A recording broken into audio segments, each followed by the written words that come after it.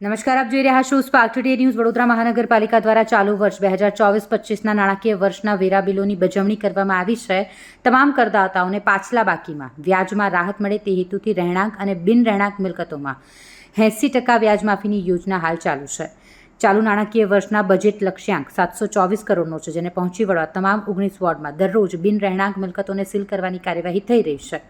12 તારીખથી અત્યાર સુધીમાં 50,000 ઉપરાંત મિલકતો સીલ કરવામાં આવી છે. વેરો ભરવાનો બાકી હોય તેવા કુલ 1,199થી વધુ બિન રહેણાંક મિલકતોને સીલ કરવામાં આવી છે અને 118 જેટલી રહેણાંક મિલકતોના પાણી કનેક્શન કાપવામાં આવ્યા છે.